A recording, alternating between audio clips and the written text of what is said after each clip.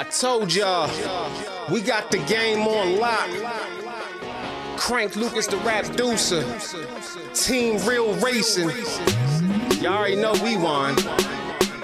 Off-road racing, quick as in the desert. To the finish line, passing through the checkers. It's Team Real, we just much better. When we on the track, we apply that pressure. People lined up screaming from the sideline when they see the UT class fly by, or they see me in the truck doing drive-bys in the Parker Dam or in the Baja. Every time you see me rolling through inside a buggy, and I'm counting up the money cause I came to multiply it. Push a 1200 horsepower in the motor, you don't really wanna race me, I dare you to try it. Started up the engine, now my wheels on fire. Zooming through the track while I'm burning up the rubber. Better get them slow waves out of my water. You don't wanna see the shark or there's a crusher. It's Team Real, y'all know what the biz. Crank Lucas and I'm spinning on the wheel. Doing 160, pass you so fast when the wind hits your body, get the chills. Telling everybody they can eat my dust, but I guarantee you won't beat my best. Popping champagne when I'm at the finish line and I'm holding up the trophy and I beat my chest. What first place look like? It's me. I don't do twos and I never met a three. People know the Team Real logo when I'm running through the desert and I'm running all through the streets. Never have to cap my race game tight. My vehicles can go all night. Foot up on the gas, I can never brake right because I'm allergic to all the red lights. Team Real, Team Real. Everybody thinking that they faster till they got a race. Team Real, Team Real. All about the speed and you can see it all up in my face. Team Real, Team Real. Real scared money don't make no money. It's Team Real, Team Real. Hit a motor rumble and the tires burning from the rubble. Team Real, Team Real. Everybody thinking that they faster till they got a race. Team Real, Team Real. All about the speed and you can see it all up in my face. Team Real, Team Real. Real scared money don't make no money. It's Team Real, Team Real. Hit a motor rumble and the tires burning from the rubble.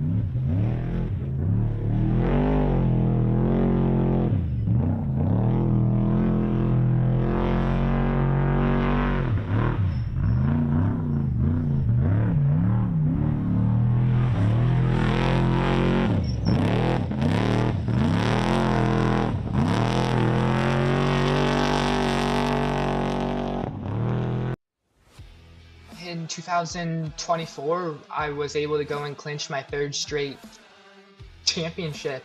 It was definitely good. I put in a ton of work, but it definitely was close. We got third place the first round, and I knew that we were in a pretty good spot. We were able to go and click off 3 wins after that. So we were first in points, and then our mid-season, I fell into like a slump, I would say.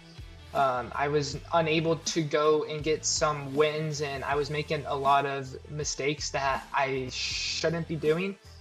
But yeah, I was able to go and win my third consecutive championship, and that was awesome because there's only been one other driver to go and do that. So to be able to go and tie him is awesome, and to do it 3 times straight is even better. That gives me actually a tad bit more confidence, just knowing that I was able to go and win the championship, and my season was not a perfect one. So I know what I need to fix, and I'm going to fix it, and we're going to go and try and win a 4th consecutive championship. Swain, very dominant from the get-go, looking to lead every single lap. The race victory goes to Keaton Swain. He wins at Wild West. Will at least finish on the podium in third, but he's seen his championship hopes become smaller and smaller. Back to Keaton Swain, the man trying to chase Connor in the points, but still stuck in sixth. Keaton Swain has missed out on a few, but he's been fast today. Keaton Swain's gone 2 years without victory, not going to take this one lying down. No room being given at the front, and Keaton Swain, the next one to find himself in trouble. But they're side by side for the lead. What's it been like since my last win? Well, it certainly hasn't been fun. You know, we've battled hard for the last couple years and haven't been able to pull it off, even though we've gotten a couple wins in some other series and some other classes along the way. But, you know, a lot of long, hard work trying to get this win for Iracing National Series. So hopefully we can get one this year. I would like to hope I think I could break the winless streak this year, but only time will tell. I haven't really been putting in too much time, trying to, you know, save all my time once the season starts so I don't burn myself out. It would mean a lot, you know, obviously winning is important. You know, I show up to win, so obviously winning is everything. So it would definitely mean a lot, but I'm not going to lose sleep over it for sure. Championship run in 2024. Yep, came up one spot short. I had 4 wins on the season and a 50% win rate. I missed 2 races, so the season was really good actually. I feel like it came off the bench and kind of just ran up front consistently, and I was definitely shocked by it.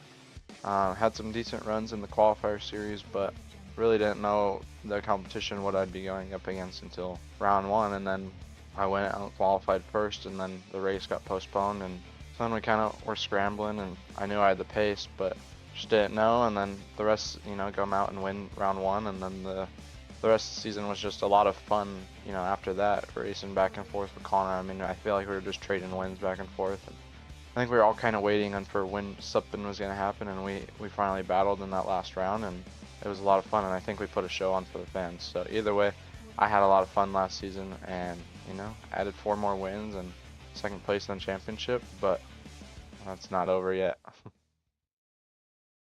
Once again, reigning supreme, Connor Barry, the 3-time iRacing Short Course National Series champion. One thing I would like to tell my competitors is the job is not done yet. You can see that Luke Canutt wants to end the season on a high, did not want the fight to end like this. Second place in the championship, but that's not over yet. But the championship leaders banging and rubbing doors on the run towards the line. Whoa. Connor Barry tried everything. Experience from the real world to the virtual as well, because then Dashley makes a mistake. It's going to be a new Dashlette this year, so hopefully this means that I'll be running up front more. And history made! Team Gold and Briley on top. One thing I'd like to tell all the competitors for 2025 is watch out, Team Gold's coming. The 2-year wait for victory lane may continue for Keaton Swain. Winning is important. You know, I show up to win, so obviously winning is everything.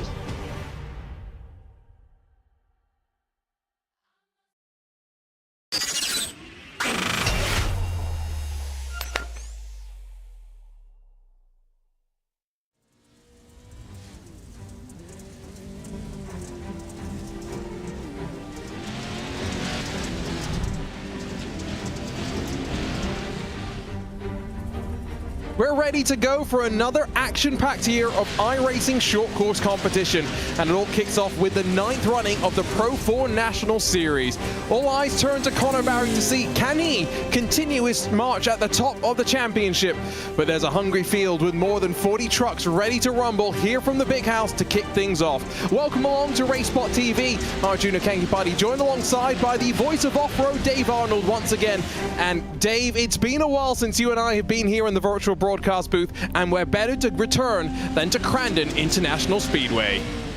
Oh, definitely. It's great to be back. One of my favorite tracks out here. I mean, the 2 different configurations you get, but man, I'll tell you, when they open this track up, we're going to see some good racing, and I'm waiting to see what these drivers, have they been sitting that, getting that seat time, getting ready for it to kick off here? Well, You know, got to see Luke Knupp. Man, that guy's been incredible. Connor Berry, of course, and Keaton Swain. It's a little bit of a dry spell. Is he going to come out swinging is the big question. I love some of that pre-race footage that the team behind the scenes put together, talking about some of those storylines. It's more than 1,000 days since Keaton Swain headed to victory lane. But let's take a look at the schedule, because we got some familiar venues, but we got something new as well to look forward to as we hit the halfway mark of this championship. Crandon, Wild West, Bark River, and Firebird. Dave, we've known exactly how they all race in iRacing short course competition, but we'll hit the streets of Long Beach for the very first time on March 26th. I am so looking forward to that, to see these Pro 4s let loose on the streets of Long Beach. I mean, I've seen some street takeovers there. It's not far from where I live, but I'll tell you, these Pro 4s, man, they're going to tear it up. Unfortunately, no jumps. That would be the only thing to make it even better. We have a couple of these races as well, which are marked as Triple Crown events. So there are multiple full points paying races in each of the events, and so that's going to be something to look forward to in terms of our championship storyline. 10 rounds all building to May 21st. A couple of gaps here and there for the drivers to take a breather, but it's going to be a pretty short schedule, all things considered, for these drivers to get through, especially when you think about fast frenetic. That's exactly what short course racing is all about, and it will start with 4 heats of between 10 to 11 cars. Remember, we got more than 40 in the field here today. The top 4 in the 4-lap race will advance directly to the main event before, Dave, we throw things into the mad scramble of an LCQ. Yeah, this is going to be intense, I'll tell you. It's always rough to watch these drivers that have been trying so hard to have to go to the LCQ, and only 2 come out of it. There's a lot of guys that are going to be fighting for that to get into that B main, but I'll tell you, it's going to be on. I'll tell you, the first race of the year, I'm just wondering how calm everybody's going to be, or are they just going to throw it all on the table right now? Calm, not necessarily what I'm expecting. Only 20 cars, of course. 12-lap main event will have the caution at the end of lap number 5. Great thing about Crandon, because of the land rush start, 10 wide, we get effectively half a lap for free. So it's going to be 12 and a half laps of racing in the main event, Dave. So something to look forward to, as well as I just said, 10 wide to get things underway in every single race here today. And nowhere do you see anywhere in the country a land rush start. And of course, Crandon started it, continues that tradition. But I'll tell you, that Forest County Potawatomi turn number 1 is exciting. Drivers hitting close to 100 miles an hour, and like you said, 20 wide screaming through there. Oh, it's going to be on like Donkey Kong. And being in the middle is always the dangerous place to be. Qualifying underway right now. 4 laps. Drivers get the track to themselves, and often we'll see them go for a lap, reset, and then go back out once again. So expect all 10 minutes to be used by some of the drivers. And we're watching, though, the red line all 56 rolling out around track. Before we get some of the times on the board, let's take a look at our preseason power rankings presented by all of our partners here at the iRacing Short Course National Series. And take a look at those faces. These are the 10 that come into the day with maybe the most momentum. Oh, yeah, definitely. I mean, I'm talking Connor Berry. He's been so dominant in this series, but Luke Knupp, he's right there. Keaton Swain, like you said, over 1,000 days of a dry spell. He's bound to get something out there, but I'll tell you, that guy really does accelerate when we go to Wild West Motorsports Park. He loves those hills. That's one to watch when we go there. But man, seeing these names, Thad, Nicholas, Josh Edmondson, and Zach Drapkin, he's kind of that quiet guy that's always there. But you know what? You don't turn your back on him. He'll put that thing on the box before you can see it. And how about Trenton Briley? Crystal King, that lady, boy, she's got some speed. Couple of drivers on that list still searching for their very first National Series win. You called out Drapkin, 7 National Series wins to his name, 3rd most in series history. One driver I'll call out not on that list, the Regional Series champion, William Findling. A 2nd was Brody DeSure. 3rd was Brent Smith, so keep an eye out for a couple of those drivers stepping up to the National Series here in 2025. Qualifying, though, how important is it really, Dave, when we're going to get 10 wide anyway? And because each heat has got 10 cars, for the most part, everyone's going to be starting on the same row of the starting grid. Well, I mean, if you think about it logically, getting that pole position puts you up against the wall. It's going to be the shortest distance from point A to point B. Get that whole shot. But, you know, we've seen it done from there, but also being in 3rd, 4th, or 5th in a qualifying position, not too shabby because you got that middle straight run, and you can throw those elbows out a lot more. When you're in that pole position, you're looking at that K run. That wall comes up on you quick when people start squeezing you down. A couple of points as well in qualifying. It all adds up, especially knowing how tight things can be. Big bounce there for Boyce through the final couple of corners leading to the last section of the lap. Josh Edmondson currently on provisional pole, but again, with 40 drivers or so and still 6 minutes left on the clock, there's a lot left to run. Connor Barry second, though. Where is, well, the rest of the expected contenders? Luke Knup's just gone to 6, so some work to do for those at the very top of the field traditionally. Yeah, we see the guys, they'll get a lap in, they'll hang back a little bit, kind of look at the ticker and say, okay, that's what my goal is to shoot for. So say, okay, if I hit these marks, these are my times, as long as you don't mess up. Let's take a look at Connor Barry, who, as ever, looks cool and calm behind the wheel. It's always interesting watching these sim racers behind the wheel, Dave, because, you know, in the real world, it would be great if you could stick a camera in behind the helmet, a luxury that we do get the benefit of in the sim. Very calm hands as well from Connor as he sweeps his way through the long left-hander. Well, you know, you're doing that in the car in real life, too. You know, you got to stay calm, you got to stay focused, you got to stay relaxed. You know, that's the biggest thing. When drivers tense up and you tend to either overdrive or overcorrect sometimes, you got to keep it fluid, not get that arm pump. And you get that death grip on the wheel, and you get so tense, and, you know, it's just something you got to stay relaxed. But what my favorite part is in the sim world, that tongue comes out.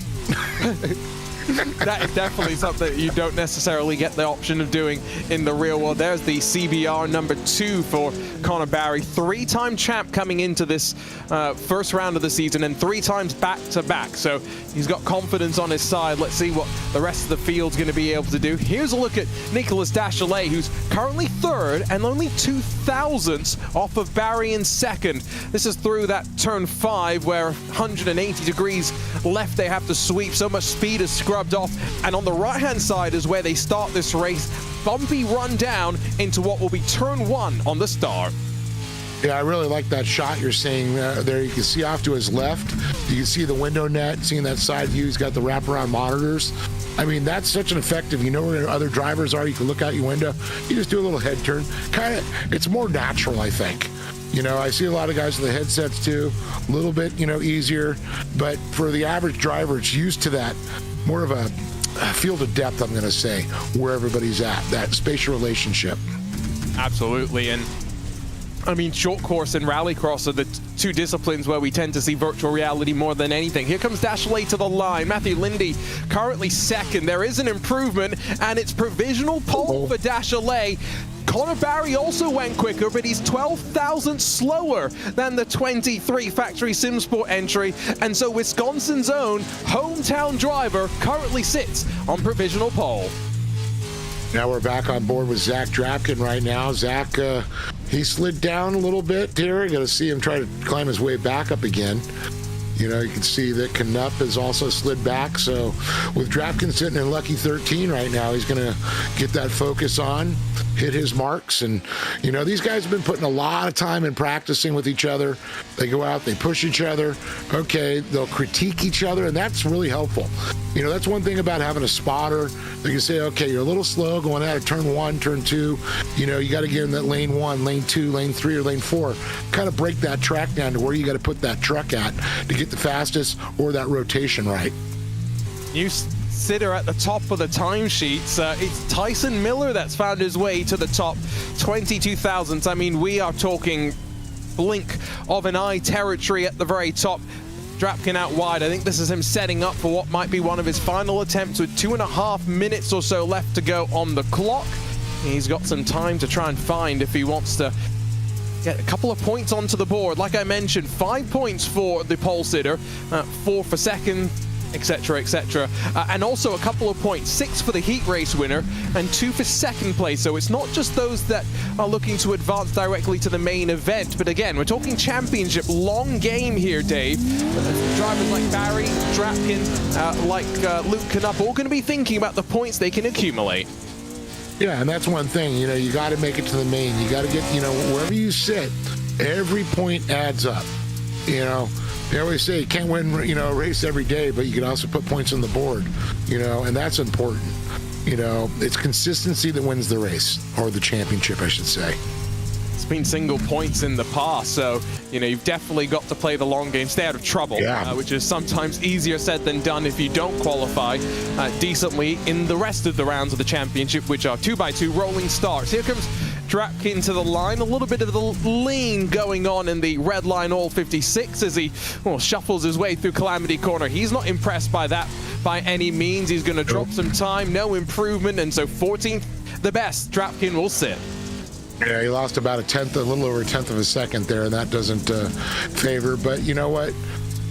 In the groups, he's going to be in there. It should. He's still got a race, so it's not over. And I said, being on the top position, or at least that pole, doesn't always favor you. This is a tricky track. Things get, the way the track conditions are, anything can happen coming in turn one. Someone dives down on you, you can go to the wall, or you sometimes roll the dice and get lucky. These margins, by the way, at the very top of the field. Barry, 1,000 slower than Keaton Swain. That's third and fourth positions. They'll both start in pole position of their respective heats. Remember, we'll have 4 heats going through the course of today's opening round of the championship. Might have a few fewer heats depending on numbers in each race as we work our way through the season, but looking forward to what should be plenty of action. I think we're going to see the clock strike 0 and qualifying come to a close. So as much as Josh Edmondson is flying around the lap, I don't think he's going to get time to finish if my iRacing knowledge is correct, which broken clock is still right twice a day, Dave. Guess what? I sometimes know what I'm talking about. You nailed the head. Nailed the head right there. But I'll tell you, it's pretty cool to see Channel 199 side of Edmondson. A little bit of a change up from the Nitro Circus. Still the Travis Pastrana livery. Absolutely. Let's take a look at the starting grid where it's going to be Tyson Miller on the inside. Remember, we're going to be 10 wide to kick the season off. Josh Edmondson will be alongside with Dane Culver, Mason Prater, and then Trenton Briley and Brody DeShure, the front 6. And we'll keep sliding to find the big purple machine of Christopher Plumley, Brock Smith, and then Christian Noble and Solomon Borschinger, the rest of the top 10, with Fouad Boran, the final driver, lining up all by themselves on the inside of row 2, which at the end of the day might not be the worst place to be, given that, like we were saying slightly earlier, Dave, inside or outside, kind of a nice place to be. Middle, meat of the sandwich, the danger zone. Yeah, that's right. Everybody's trying to thread that eye of the needle to get down and get on them. It's about that quick throttle, being on that skinny pedal quickly. I'll tell you, I'm looking at the names in there. This is a heat race I would not want to be in. There's a lot of talent sitting on that line. And remember, 4 advance directly through, so top 2 grab some points as well, but may end up seeing, if there's a breakaway, first, second, maybe not fight so much, fourth, where the intensity will be. We're just getting final things dotted from race control. One thing I do enjoy about the short course national series, race control actually makes sure that every driver can hear what race control is going to be saying. Especially important when we get to our main event where we do have that caution, we slow things down. So just a couple of moments while they work through things. Dave, so I'll talk to you about some expectations for this season, because again, we'll add Long Beach in 3 Triple Crown races, but what do you think is going to be new for 2025? I think we're going to see a lot more competition. I mean, a lot of these drivers that have been trying so hard to get up on there, on the box, they've really been putting the time in. I think we're going to see some really good, tight racing this season. It's just not going to be a couple, 2, 3, or 4 guys running away with it. I think we're going to see 10 drivers that have a chance at any one time to put it on the box. And because I guess the car hasn't changed too much as well, setups haven't evolved, so everyone's kind of not had to redial the cars in for a new year, and might not have too much more speed to be found as well. So I very much agree with you there. I'm curious, are we going to see some new names? Matthew Lindy was pretty quick in that qualifying session. He might be one to keep an eye on, maybe a couple of others as well. Long Beach, I think, is the one that I'm most looking forward to, but 4 tracks in particular that we've come to know quite well. Wondering what drivers are thinking about the schedule. There's a driver who's just waiting to get going. Dane Culver behind the wheel of the 51. Yeah, Dane, it's great to see him back again with us, and that young man, very talented young driver in real life, and he's got some skills in the sim, so I'm looking forward to seeing him develop also. And, you know, you made a point there, the setups haven't really changed, but what I'm thinking too is maybe they changed the setups a little bit when somebody's seen the car, you know, was handling a little bit better one way or another. They found out. And I think, you know, some of the drivers changing the bias on the front or rear, how you're braking, the pressures there, spring rates, you know, how much rebound you got. There's just a lot of stuff. You know, little tweaks here and there can make a difference for some drivers. And I can tell you, one setup for one driver doesn't always work for the other. Oh, that is very, very true. Other thing is the virtual world is great. Every truck is the same. In the real world, they all roll out the factory slightly differently with their own tendencies, yes. But word from race control is we're ready to go. So the lights will build, we'll get those engines singing, and once again, iRacing Short Course National Series action is a go. Not a great start on the inside from Tyson Miller. Josh Edmondson might get the whole shot down through the first flying right-hander, and indeed he does. Great start from the 58. Green truck into the wall as they sweep their way down to the left-hander, but side by side, further back through the field, front four advance. They've got to remember not to fight too hard. Yeah, definitely. You can see Edmondson, you know, not on the pole, able to get the whole shot there, so it doesn't always, you know, tell the story on qualifying. We had a big discussion about that. But, you know, I'll tell you, it's going to be interesting. Miller's not going to back off. He's still up in the tail. But is that Dane Culver coming up? I think it is. He might be charging his way up the inside through Calamity Corner as we get around to start again. Officially, what is lap number 1? We've had half a lap for free on that race start, and now already a flying formation at the front with Brody DeShore in 4th position. Under pressure from past champion in the series, Mason Prater, who returns and now gives a shove to the left rear quarter panel. And look at the separation continue to build as Trenton Briley, I think, loses some time over the grass on the inside down to this left-hand hairpin. Already I'm starting to think about this fight for 4th position. Who's going to lose out through the slide jobs? Yeah, definitely. You can see the bubble right there. Mason Prater now moves it up to 5th. Plumley answers back door to door, gives him a little bit of door there. You can see him fighting for that 4th position right now. Duscher, you know, still holding on to it, but Miller holding strong. But how about this? Dane Culver, we got a new lead, but Edmondson looking up the inside and trying to throw him a door as they go around. Oh, they're beating and banging as well through the left-hander. Edmondson in the air, pivots into the side of Culver, and this is what Tyson Miller kind of wants, a door up the inside to try and slide his way through. He'll retake 2nd for the time being and will end lap number 1. Remember, back to the line, 2nd time by, but this officially closes that 1st lap. Culver's going to sling him back up the inside and try and challenge for 2nd position, and this all has compressed everybody once again. And so Mason Prater and Christopher Plumley, they're fighting with one another slightly further behind, but any chance of a breakaway, I think, gone out the window here, Dave, and suddenly looking in the rearview mirror are the front 3. And that's what I said. We're not going to see breakaways like we've seen in the past. I think the talent level has now risen, and these drivers are a lot more equal than they were in the past. They've been putting a lot of time in. They've got good time off right now. But I'll tell you, watching Culver and Duscher are going to battle back there. Miller now strongly established in the 2nd. But Edmondson now getting a little bit of breathing room. He doesn't have Miller right up on his back bumper anymore.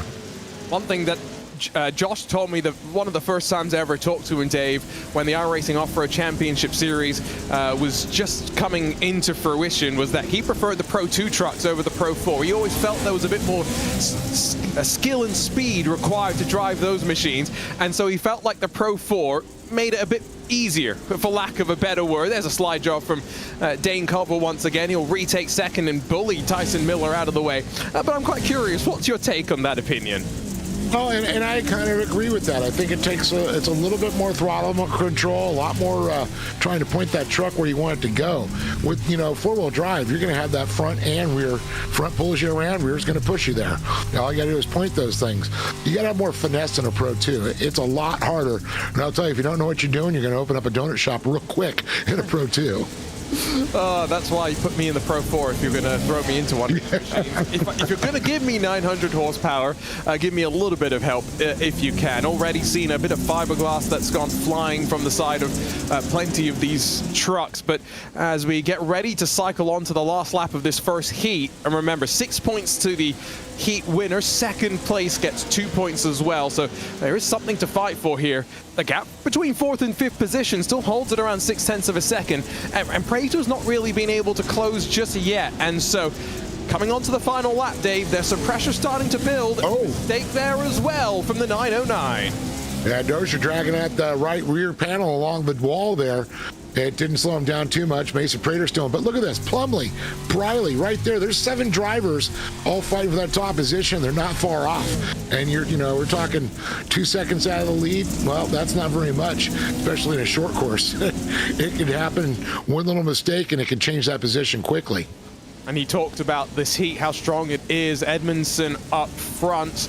Hasn't won in the National Series, but we know how quick he is. Dane Culver, he is a previous race winner, as is Tyson Miller and Mason Prater as well, alongside Christopher Plumley. So there is potential that a couple of winners are going to have to fight their way through an LCQ up towards turn 5. Race for the lead. I don't think Culver's going to feel desperate here, but he's getting closer. A couple of bumpers away potentially from a look for the lead, but off towards the flying right-hander they go for the final time. Now, one thing I can tell you, it's not easy in a Pro 4 when you got that kind of pressure. That's a whole nother level right there.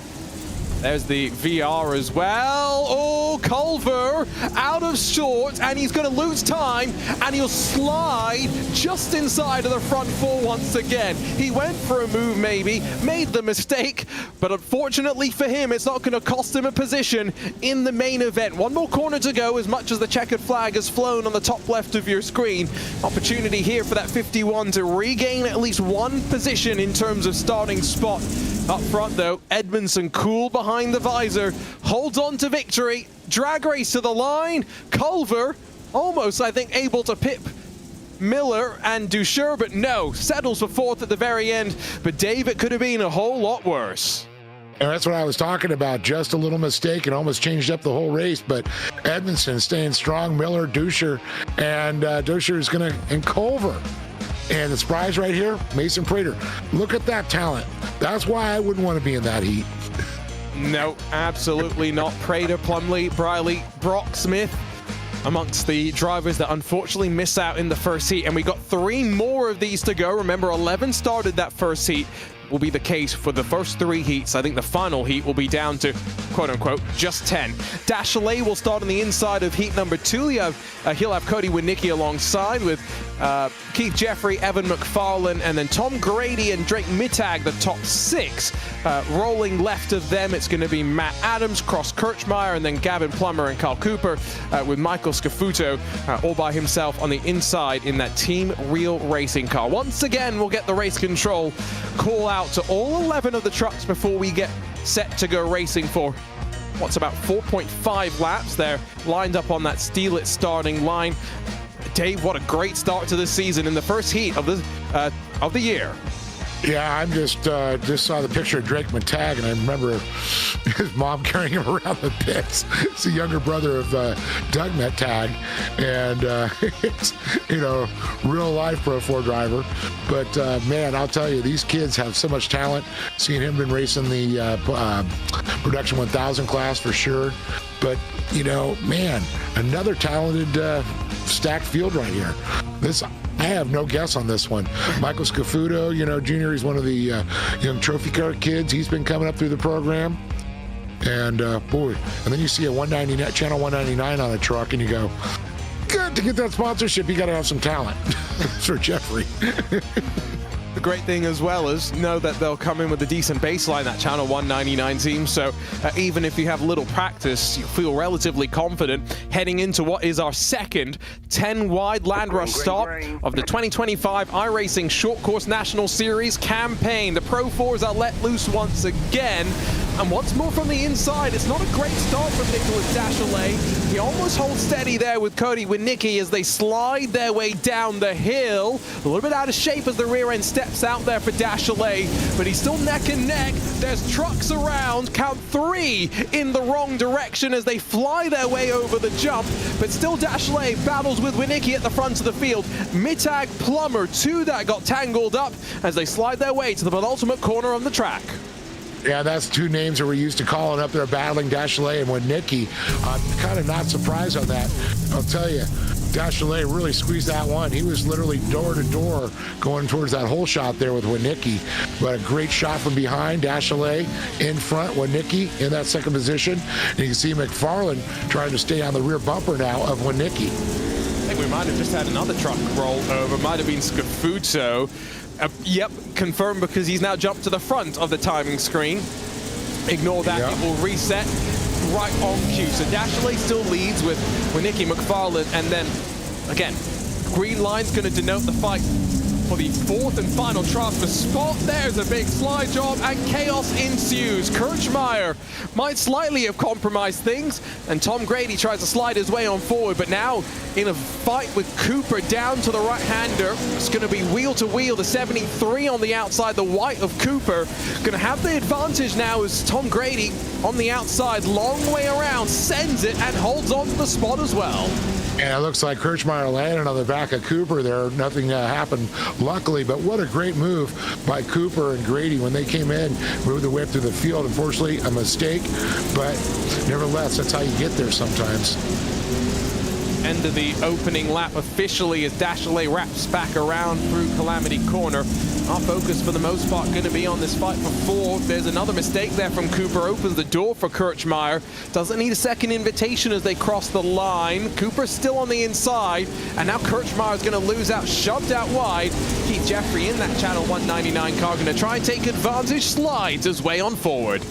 And up another position. Now Tom Grady's got to be hoping these 2 keep battling back there, keep him off his rear. Grady looks like he's kind of comfortable, but look at this, side by side. Cooper and Jeffrey right now. You see that rear view, Kirchmeier keeping an eye on it right there. You can see Matt Adams coming on the 199, another driver that's in the fight. But I'll tell you, the battles this year have been so much closer already. I'm already seeing the talent that these drivers have. And new for 2025 as well. You talk about Channel 199, but there's a team championship up for grabs as well. And so top 2 representatives from each team will score championship points towards the team at the end of each round. Something to keep in mind. There's a look at the replay. Oh, that's how Scafuto came to strive and then drives off like nothing happened. 10 out of 10. Nice Willie. Spectacular. Going back to the team championship, by the way, champions share $200 in that championship, part of a total prize pool for this year of $5,000. Really cool to see this fight for 5th position, by the way, continuing to let Tom Grady run away. Yeah, it's great to see the money that's up there for these drivers. I mean, they pay entry fees, so they're professional drivers at this level, and that's what they're doing, is trying to win some money. And it's great how these sponsors have really stepped up, and the Iracing Short Course League has, really brought this to another level. Absolutely, and a big thanks to our title sponsors, APV and Team Real Racing, for their support of the National Series. Great move there from Keith Jeffrey to grab 5th position. It's all kind of in vain at this point. We're going to have 1 lap to go at the line, so 1.5 laps as they run right now. On board with Kirchmeier. You see all the mud on the visor. Now, the drivers do have a button which effectively gives them a tear off. We don't get that same luxury from our virtual cameras. Yeah, and a lot of drivers, I mean, you talk about tear-offs, and it's very common to use what, like we call them mud munchers. And they're actually, you can get automatic ones, hit a button, or even pull a string, and it just comes across a reel. So the dirty one goes to one side, the clean stuff comes in front. So it's really easy. So they've kind of mimicked that here in iRacing, and I really like that style. It's genius, actually. That's what racing's all about. That was a hit check from Matt Adams, and I think Drake Mittag might take advantage and make it 2 for 1 on cross Kirchmeier. Although no, might have to cross Kirchmeier up, heading down towards turn 3 on what is the final lap of the race. This all, again, it's all in just for bragging rights, effectively, these drivers are heading to an LCQ where there's going to be plenty of contact as they head off 10 wide. Now, are we going to get contact at the front? Because a great run there from Cody Winicki through turn 5, but Dashley holds on in towards the fast right-hander. Had a great run there. Dashley and now Winicki have broken away. McFarlane kind of by himself there, but look at the gap back to 4th. I'll tell you, Grady has got to be happy on this final lap. Jeffrey's trying to do everything he can, but I think if Grady keeps it going forward, it's going to be that top 4 going to the main. Fiberglass still flapping around. Just a sign of how much these drivers have been fighting. Up front, though, I think for Nicholas Dashley, he's going to be quite happy with how this race has progressed. Fended off the advance of Winicki on the final lap, but it's effectively flag-to-flag victory in heat number 2, 6 points, and second in the starting spot for our main event later on. Advanced along with McFarlane as well, and like Dave called out, Tom Grady going to be thrilled with how things finished up, as the rest of the drivers know they've got the mad scramble, the chaos of an LCQ, and a potential 2 positions up for grabs in each of those races. As confirmation, Dave, of our results. Yeah, it looks great to see Nicholas Dashley, Cody Winicki, Evan McFarlane, and Tom Grady going to it. But Keith Jeffrey was right there. You know, Kirchmeier, I'm not sure what happened there. I know him and Kyle Cooper going back and forth. Those are the guys I expect to be, you know, running up there. They're the ones to keep an eye on for sure in the LCQ.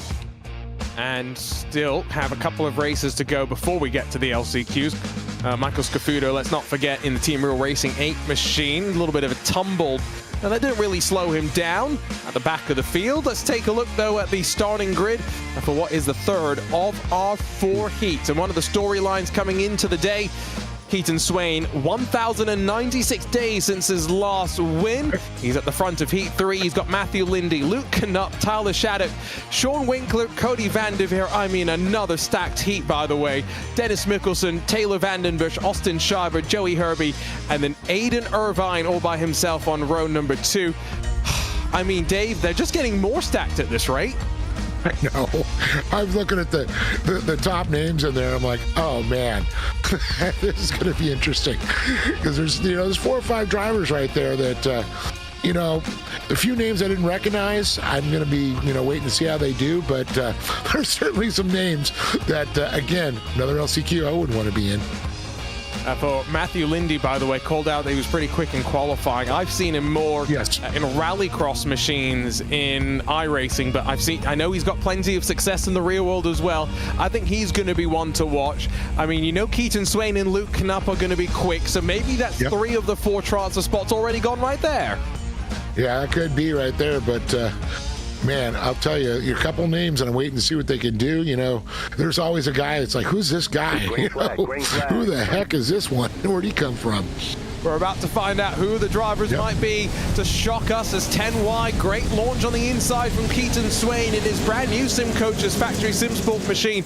He'll get the whole shot down through the opening corner as they battle behind him for 2nd, 3rd, and 4th. Remember, 4 to advance to the main event, and they're already 3 wide, but for what is 4th position effectively, 2nd going to be battled out between Austin Schreiber, I do believe, who had a really good start, battles alongside Luke Knupp.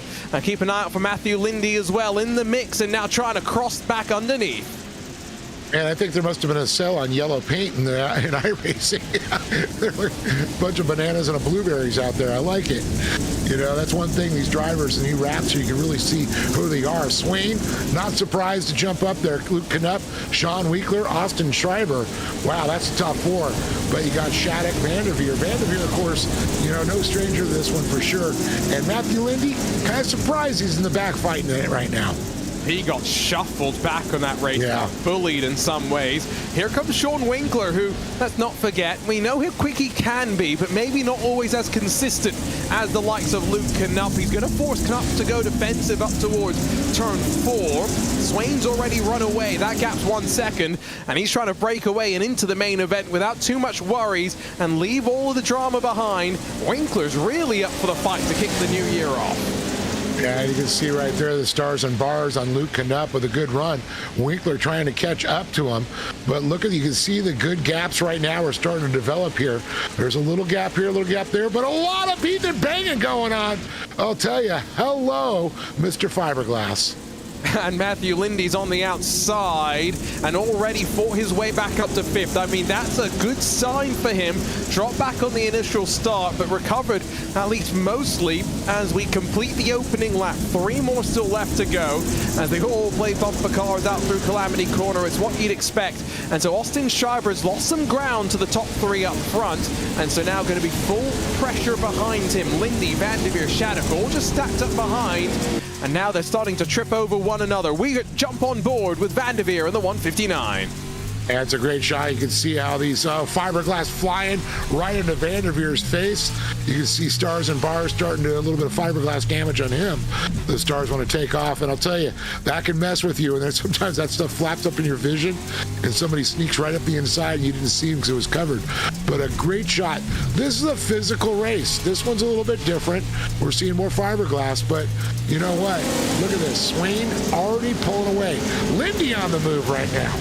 Oh, that fiberglass, I don't know how it's staying on in mid-air. You'd think that gravity and air pressure would pull it off, but apparently not. Lindy's going to hold on to the spot for the time being. It's an interesting fight as well with Schreiber, a privateer, up against a driver with some team support in the KES Industries 333. So a bit more bullying as Schreiber now retakes that 4th position away from Lindy around the outside. Watch for Van der Veer as well. It induces Lindy to go aggressive. Well, halfway through this race, we've got 2 laps left to go. Those front 3 have checked out, so 1 transfer spot to play between all of these drivers further behind.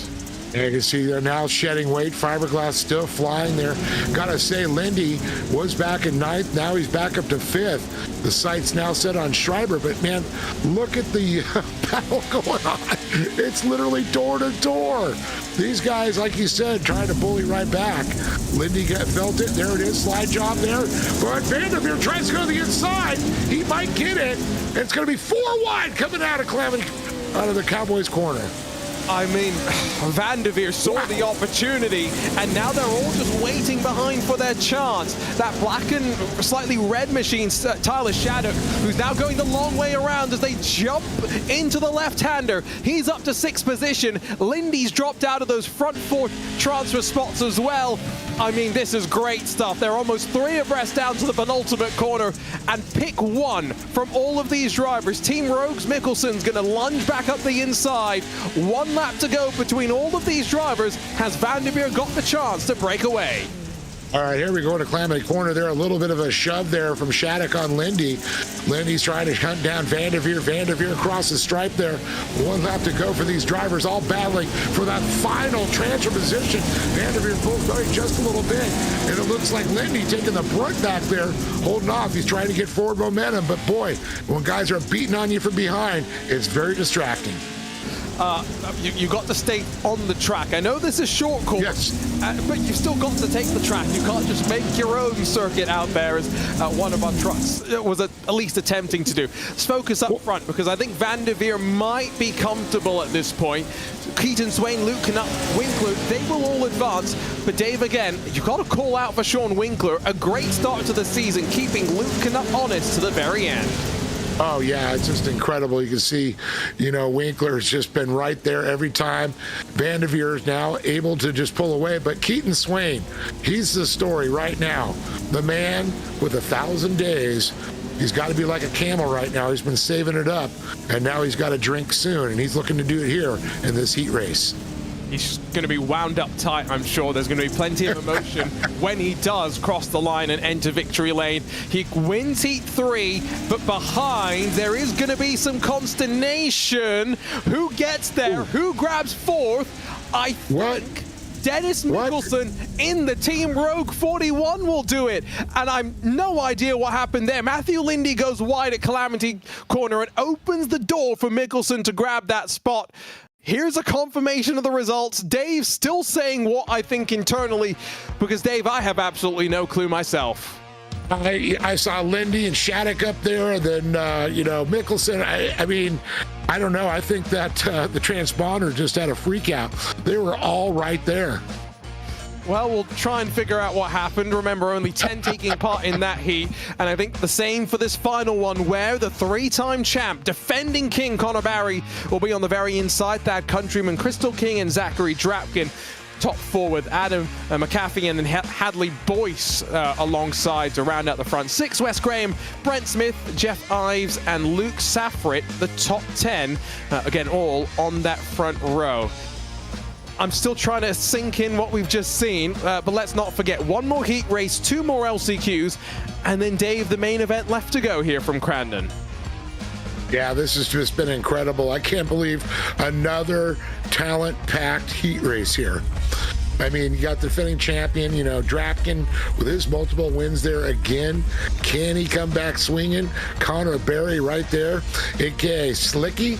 He's running the channel 199 also. Of course, the CBR radiator's keeping that thing nice and cool. But, I again, 4 or 5 guys in this race that pretty much are going to be fighting for those 4 positions. And there might be another surpriser. Should be a good one, that's for sure. Race control has sent them. And so now, waiting for those lights to build and the engines to once again start to sing out. And the 4th and final heat from Crandon will be underway for the Short Course National Series. Great start from 9th position there. We'll see if that works out, but they're playing bumper cars in the middle, and there's the expected trouble. At least one heat race had to see it, and Shenandoah Shine, unfortunately, not seen for Crystal King at the back of the field. 3 wide at the front, over the jump. Connor Barry under pressure from Thad Countryman. Electric stuff, though, and as much as there was chaos, there's still not much behind those leaders up front.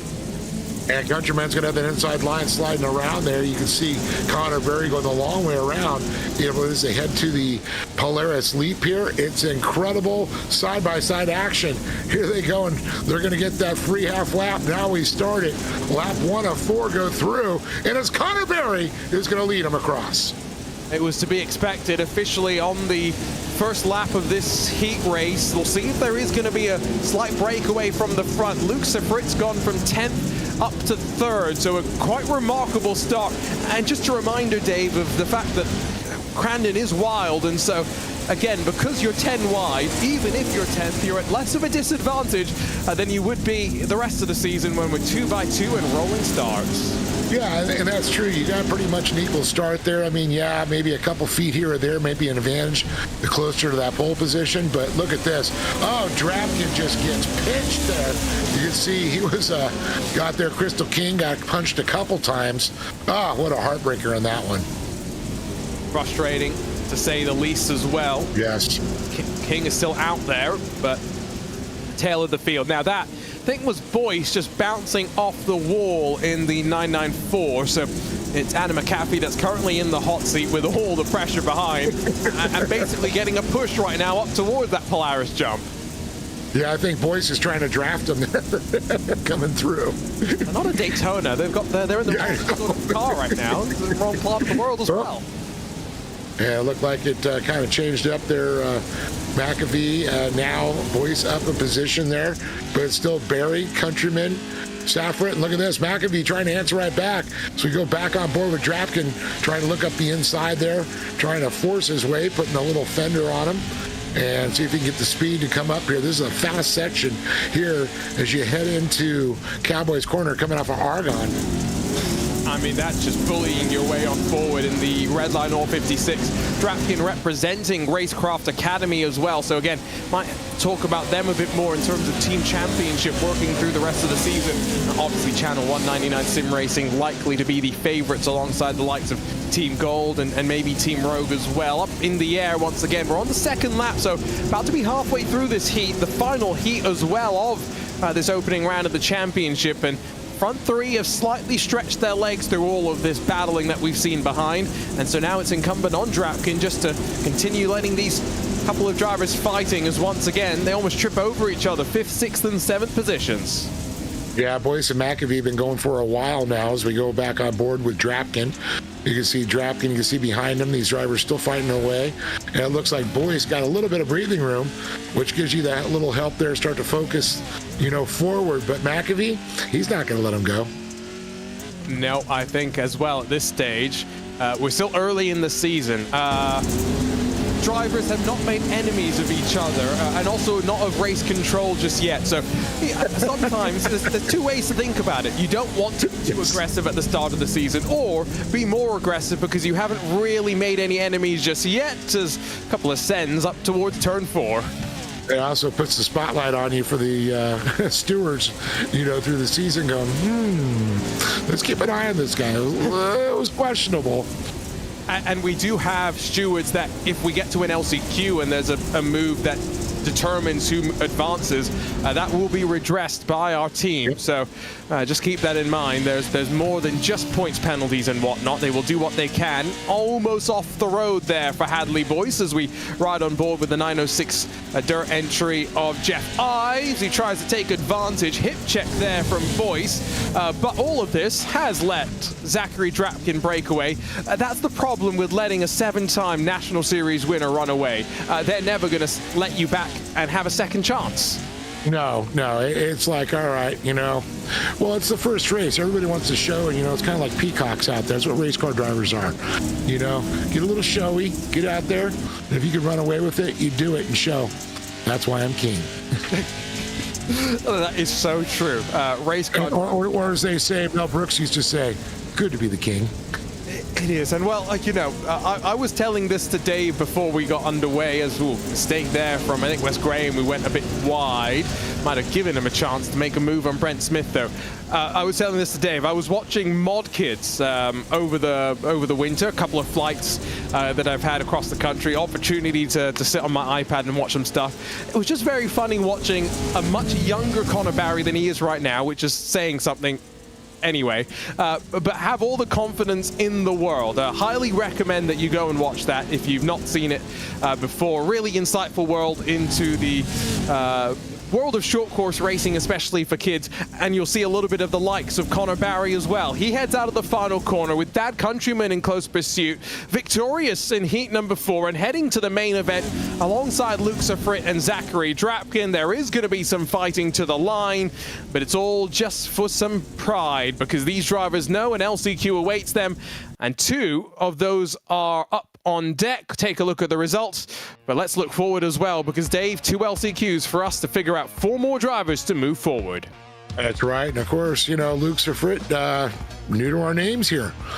So kind of interested to see how this is going to play out for him. I mean, what a great finish he got.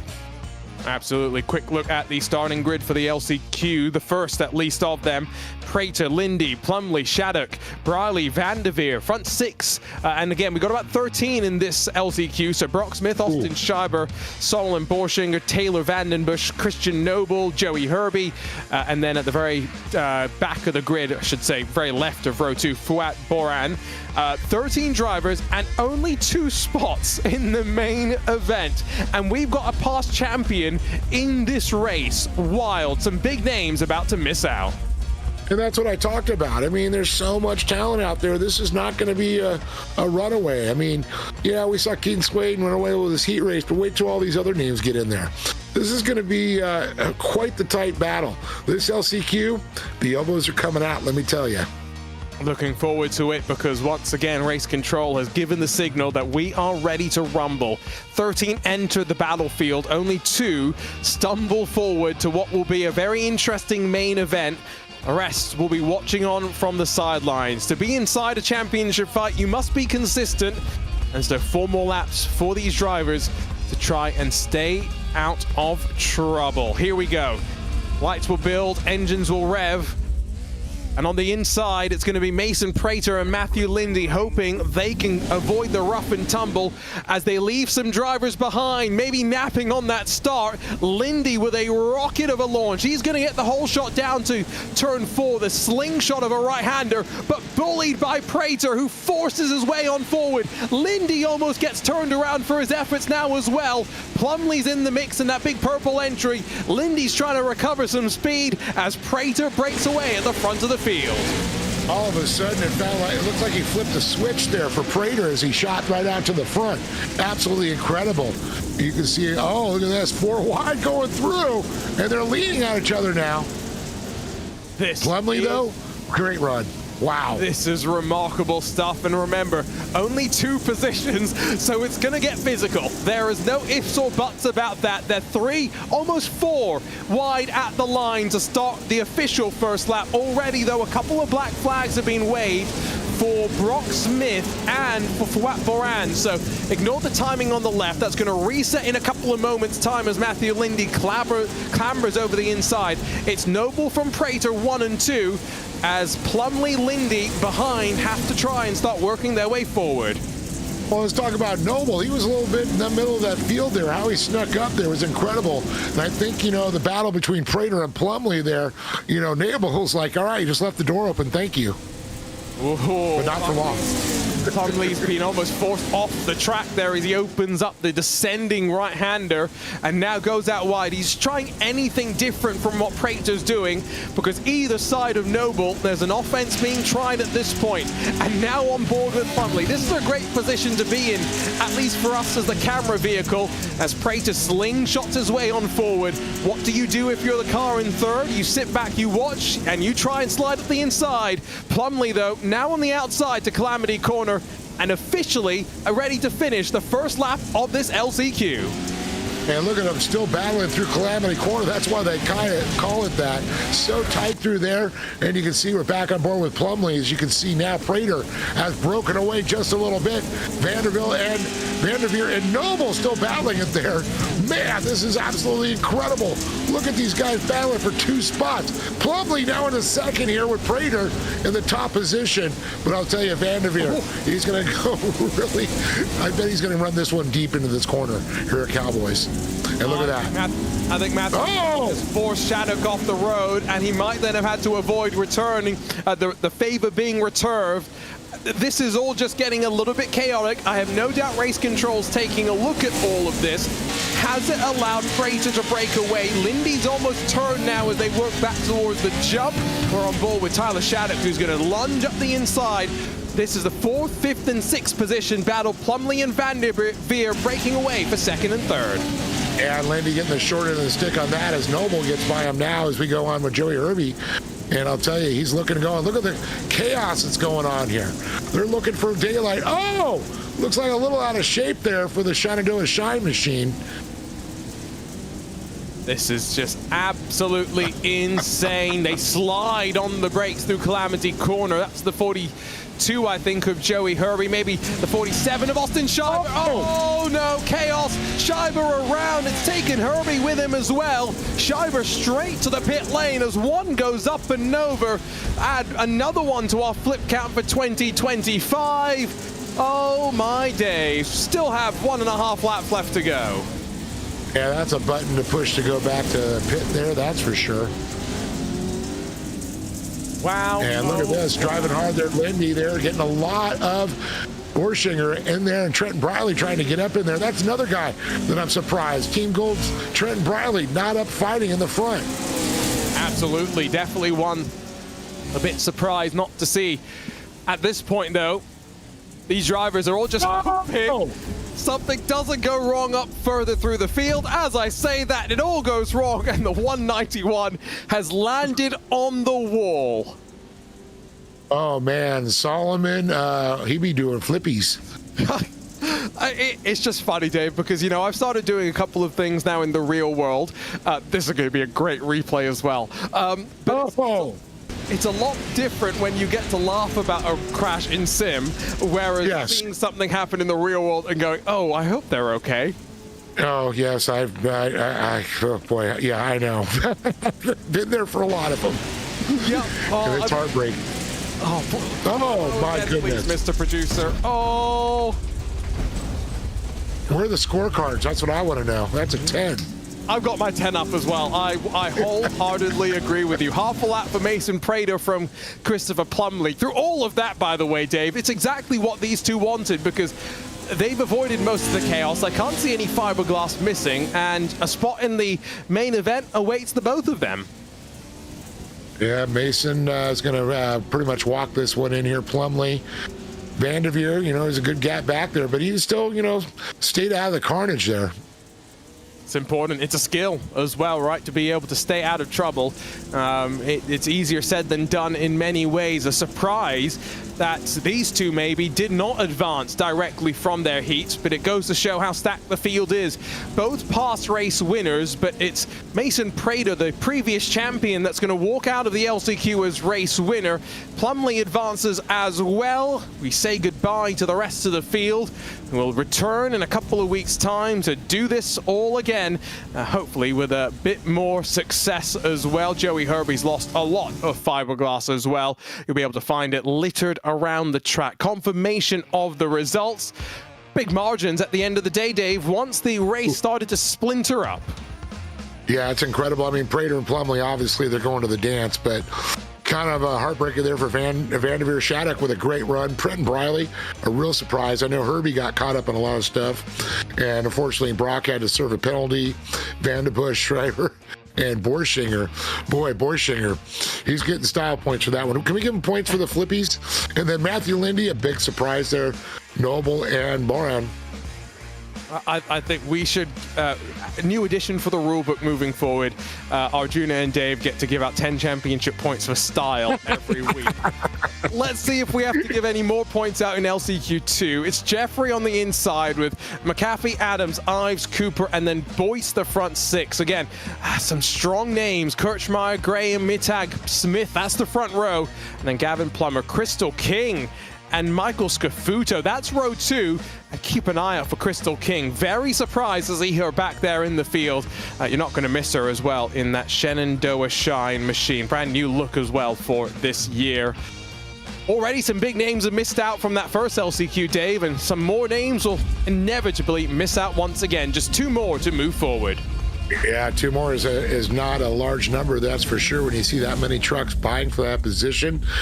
Some drivers, unfortunately got caught up in some situations like Crystal King in her heat race, but here we go. Green, green, green here in this final LCQ. Less trouble this time around, and it might actually benefit Crystal King, who's already up to third position. Great launch there in that Shenandoah Shine entry. Up to second now because there's big junk on the left side of the track before they get under the blue gantry. 3 wide over the jump as well as they work their way forward. Scafuto, Mittag, McAfee involved in it all, but up front, a great start for Crystal King, putting the pressure onto Keith Jeffrey. Yeah, Jeffrey in the 199, the Shenandoah Shine right behind him. But you can see the battle for third, fourth, and fifth, and sixth are right there. But it only matters for the top two. And Crystal King, she's got the bullseye in her back right now. She's going to be feeling pressure very shortly, I believe. You got to think she's going to look to try and find a way past Jeffrey and to put the target onto the back of the Channel 199 driver. Sounds easy in principle, more difficult in effect. Cross Kirchmeier's already got some fiberglass flying around. Seems like 3 are in pit lane, so Scafuto, McAfee, and Mittag definitely done for the day. And we'll see if there's going to be any more to join them as we continue to work our way through. Still, let's not forget, on the first lap of this race, because we get a free lap with the free half a lap rather with the Land Rush start. Crystal King still having to look a little bit further behind, but closing on Jeffrey. This was the start as they all just pitched up in towards the corner. Yeah, and I think that truck we just saw go sliding around the outside, it was like, that was probably a smart move staying out of that carnage. Again, oh my goodness. It is a skill to stay out of all the junk, one that I'd never really picked up, and why I stepped out of the virtual cockpit. My damage repairs, even in the virtual world, were starting to add up just a little bit too much. End of the opening lap is going to see, like I said, though, King looking more forward than back. Hadley Boyce is right there, though. Jeff Ives struggling to close the advantage, so 3 playing for 2 positions in the main event. Well, I'm supposing Chivalry is dead now with Jeffrey's not offering to go back and block for King. I mean, you might not have a choice at the end of the day. We know exactly how feisty Crystal can be. I mean, she got tangled up in the race start in her respective heat with Zach Drapkin as well, let's not forget, right? So, I mean, she was on the wrong end of the luck in that equation, and so you're given a second opportunity. It is what makes these LCQs so great, and the truck's been fixed up back to brand new and can already go on the offense. I mean, she's so much closer this time by as well, within, what, half a truck length, heading off to turn number 5. Yeah, and look at that, a great move. She's trying to look up the inside there. Boy's flying in, but Crystal King's found some speed here. Can Jeffrey hold off her advantage? We're going to go by the skybox, head to the gravel pit now. Let's see if she's going to go ahead and cry the inside. But you can see Jeffrey in that preferred middle line there. But you can get down inside, or at least do a slide job in through there if you just brake a little later coming into the gravel pit. Track Evolution is moving some of the line around as Jeffrey just himself out of the line as well. It's one of those things iRacing does a decent job of simulating. Cattywampus for Hadley Boys hangs on to the car but has lost a whole bunch of time. Back to the battle between Matt Adams and Kyle Cooper. This, another one of the Channel 199 cars, but one that's seemingly looking like it's going to miss out on the main event. Yeah, that's a tough one there. The 404 there, Matt Adams, we're keeping an eye on him too. You know, we're going to, each race, we're going to have to keep an eye on these drivers that are struggling a little bit back and see what kind of changes they do. But every track brings a new animal. Almost backing into the corner there in the 404. Doesn't work out as Cross Kirchmeier crosses up the 404. If you're looking at all of this, by the way, and just thinking, this is crazy, you're right. Race Control does a full review post-race. If there's anything that impacts in the final laps of this race, whether first, second, and third get impacted, then they can also do a little bit to try and resolve that. But every incident, don't forget, is also looked at post-race, which does mean that, Dave, our poor race control team, going to be busy. Going to be a late night for these youngsters. Youngsters. Some of them are kids, you know, Dave. I know. That's why I'm saying youngsters. To be fair, at least Connor's still a youngster. It's just interesting watching, you know, I turned 30 last year and I'm still commentating on kids who are 13, 14, 15 years young. Makes me go crazy sometimes. On board with the 75 are on the last lap of the race. Again, these are drivers already looking like they're going to miss out on the main event, Dave. They're just trying to figure stuff out. Up at the front, though, Crystal King.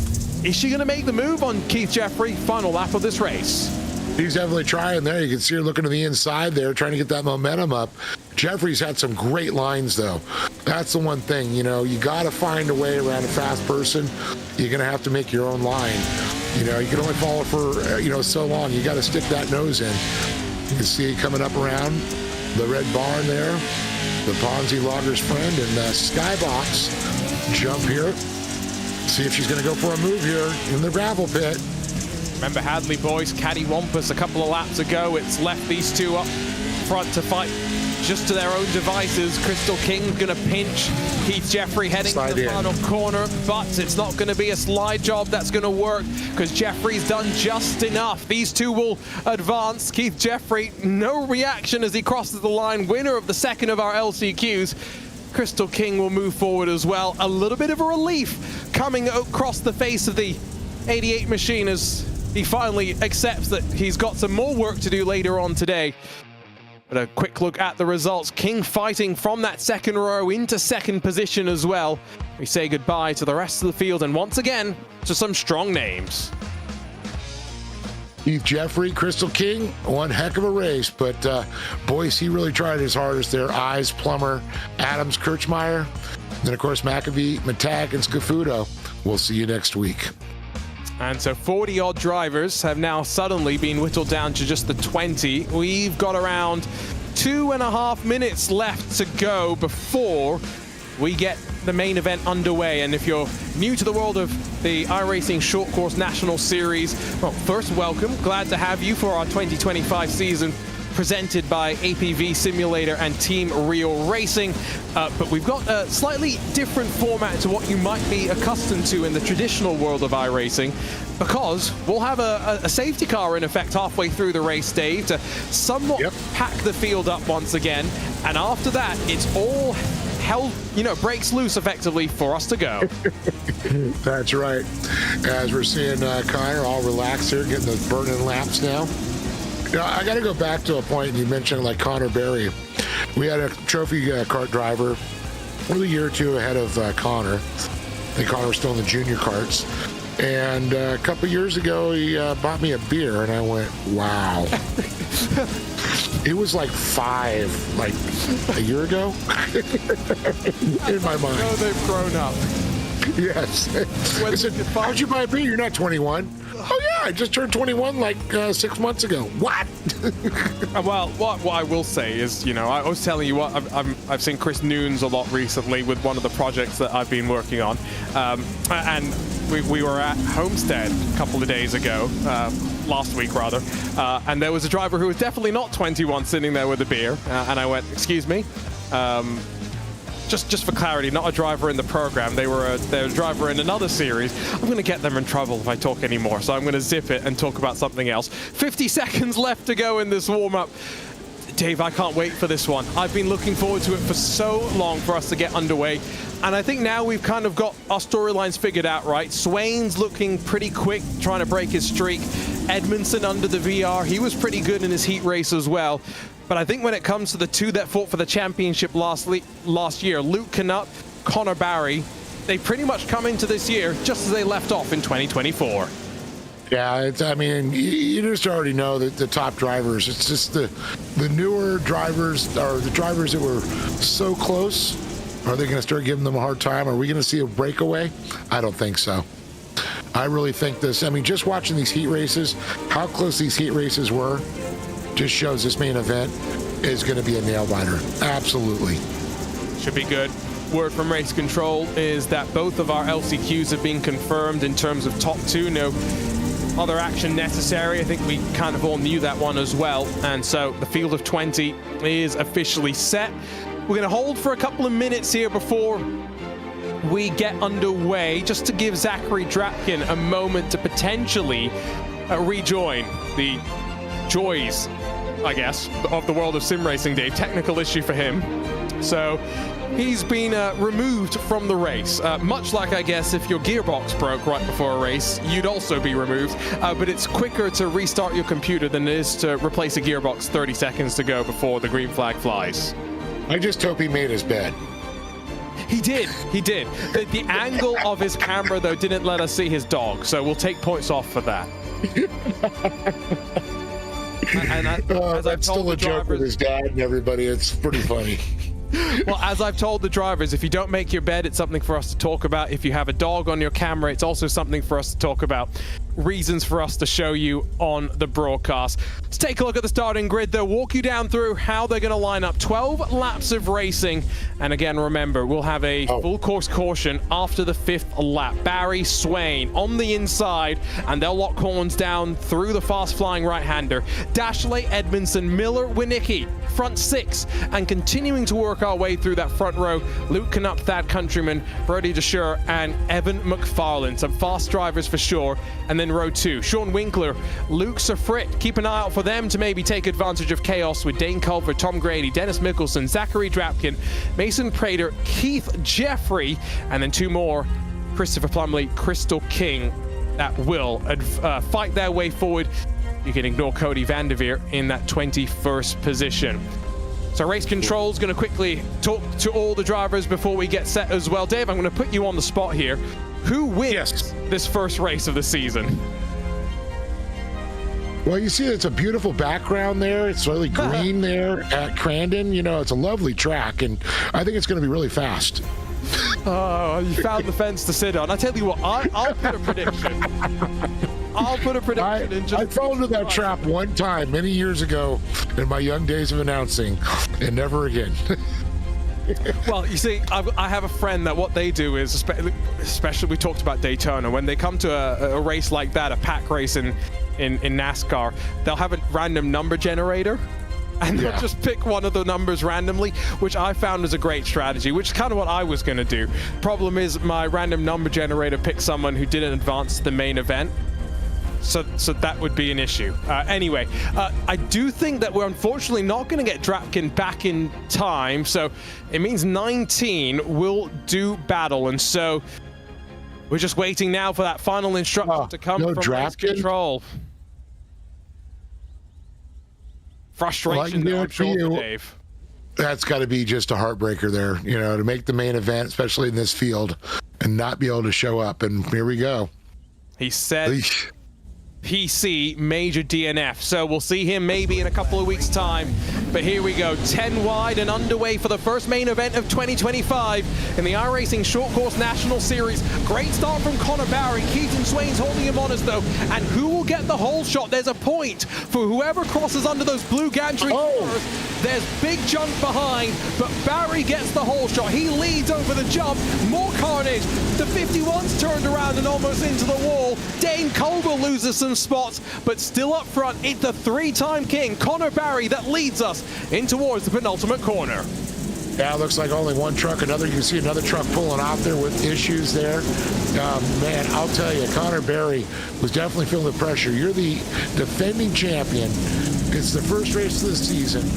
The butterflies have to be there. But Keaton Swain, oh boy, there's going to be some pressure. Keaton Swain's hungry. The camel's got a drink. Can only go so long without a win. 1,096 days for Keaton Swain since he last was victorious here in the Short Course National Series. He's wanting to put that right. McFarlane, by the way, is watching on from pit lane, as is Winicki and Safrit. They are, well, what can you even say, pushing each other down that back straightaway to depths that you wouldn't normally expect, and they're all sorts of out of shape and locked up. Sean Winkler gets a shove from Christopher Plumley as Dane Culver and Mason Prater take advantage. Plumley! Plumley almost goes airborne. He's pointed in the wrong direction. Absolute chaos to shore those slides his way now to 9th spot. Yeah, that truck is definitely junk for sure there, but Connor Barry, Keaton Swain, Nicholas Dachelet, Josh Edmondson, and Thad Countryman. Oh my goodness, the top 5 are just so fast. You can see these 4 have just been breakaway, but I'll tell you, Countryman, McFarlane, and Knupp all battling back there. Culver trying to get back into it. These drivers haven't lost that much time to those up front. Remember, there was a reset effectively at the end of lap 5. We've just finished lap number 1, still with no change between the front 4. Barry, Swain, Dachelet, and Edmondson exactly where they started, which tells you a little bit about how coordinated they were on that initial start. I mean, Sean Winkler actually saves Christopher Plumley there from going up and over in the factory SimSport 36. I think that sandwich didn't help it either. Did someone tell them that they shouldn't be 4 wide? I mean, they did have a driver's briefing pre-race that did go on for quite a while, so you know how drivers are in driver's briefings, Dave. You know, they tend to stop listening as things go on. Yeah, they're already driving the track in their brain, that's for sure. But you know, even with the, I mean, yeah, they got full fenders, they got everything. But these tires, that fiberglass kind of crunches. Those tires will climb each other, and it just is not pretty when that happens. As we saw Plumley's result. As we look at Keaton Swain on board here, look at this, the intensity of that man. That's, I don't want to say a mistake from Barry to go out wide, but it just opens a door, and you never really, I think, want to leave a door open for someone like Keaton Swain. He's going to give a little bit of a shove to Slicky as they slide to the end of lap 2 as well. A little bit of fiberglass being shod from the back bumper of the 3-time champion. Again, front 4 as they started. Luke Knupp 2 seconds behind, and last lap actually lost a couple of tenths of a second. Fastest driver on tracks directly behind Knupp. It's Dane Culver who's flying in this main event. Yeah, I mean, Dane Culver, I definitely was unfortunate with last year, but he did get some wins. He's back to swinging out there. You can see he has climbed up through the positions and turned the fastest time. That just shows that kid's got some speed. But I'll tell you, Keaton Swain looking very calm, and I don't know if Connor's going to have to fear the stash of Keaton Swain here soon as he starts to swing around the outside. We've got a battle here on the inside, and it looks like Connor Barry's trying to move over, but it's going to be Keaton Swain, a new leader. He's trying to put 3 years of disappointment behind him, and it's a great pass, but it's still early stages. We've got that full course caution to come. Slicky doesn't want to wait. He's going to poke himself back to the inside, continue this battle, elongate the fight as well. Dashley sits behind his teammate. Factory Simsport sits second, third in the running order right now as Barry retakes the lead. It's a great fight. Swain back to the inside. Edmondson is there as well. 4 fighting for these 2 positions, rather 1 position at the very front of the field. 2 team cars though, probably also thinking we can work together. How do we keep Barry and Edmondson at bay in the Channel 199 sim racing machines? As you can see, I can see Connor before. I've seen him go through Calamity Quarter, leave a little daylight. He knows with Swain he can't do that. Now, if he can get Edmonds, Dashley to come up through there, that could be interesting. But I'll tell you, Connor's teammate on the Channel 199 of Josh Edmondson, he could come into full effect there as he challenges Dashley now. This is interesting. Again, we are early in this championship, both drivers and teams. There are statements to be made. Edmondson pushes Dashley out of the cushion, but I think Dashley's going to concede and maybe try and fight back. Meanwhile, Swain's the one that's getting a bit more aggressive now on Barry as he sets it up out of the penultimate corner. We're going to have, what, 1 more lap after this before the caution comes out. I mean, Dave, it's clear Keaton doesn't want to wait. He wants to be leading on that restart. Again, 1 lap to go before we slow things down.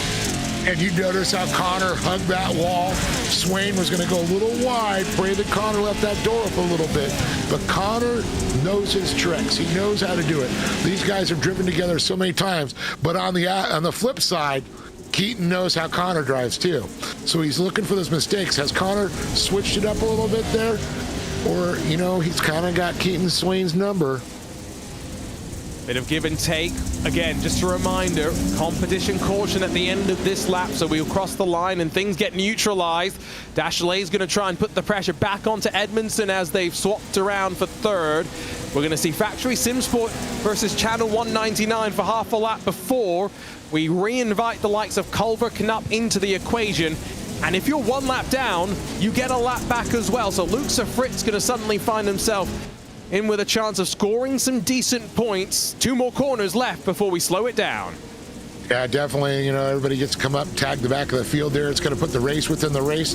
And you can see now that Edmondson holding off the advanced Dashley's just filling that line each time. But Keaton Swain glued to the back bumper of Connor Barry. And let's see now, will Dashley answer back? Oh, a little shove up the inside. And now we've got a change again for these 2 drivers, but Edmondson answers back with contact. Oh my goodness. Well, it's a good thing we've reset things, and so that Dashley's going to get some positions back. I think Swain and Barry were doing the same sort of thing at the line. Barry able to hold on to what will be the lead. Here comes the reshuffle of positions as Dashley's blue Factory Simsport 23 slides back into what I think will be 4th. But now... Yeah, back in the day where they were like trophy car kids, it was like herding cats to get them back into position. Well, you got to try and figure out where they've all got to be as well, which is sometimes easier said than done. Here we go. We'll slow down. Again, lapped cars will get a lap back, so Luke Safrit's going to cycle around. Did see that Zachary Drapkin was able to head out there, albeit 3 laps down on the field, so we'll see what happens to him. There's 1st and 2nd, though. Keaton Swain, a man ready to go once again. Man, I don't know. He was always so clean, had a baby face. Now he's got that stash there. He's got to get Fear the Stash. Put a mustache in the front of that thing. Well, he can definitely buy you a drink at this point, so that's at least a benefit. You can tell by the facial hair. I can grow a Wolverine. I can't grow a mustache, Dave. So, if I combine with what Keaton's got, we got something pretty good going on. The Wolverine, I love it. I do a great Hugh Jackman, except I'm not as good looking as him, not as fit as him, can't sing, can't dance, the list goes on and on.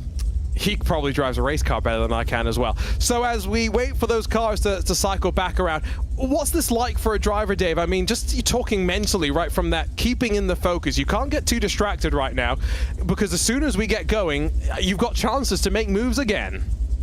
Well, they're starting. You can see they're wanting to stay calm. My goodness, it looks like Darth Vader there. He's got the hat, by the way. He's remembered. Let me get the branding on point. There's, I believe, Dane Culver, who's a bit nervous, just waiting for this time to pass.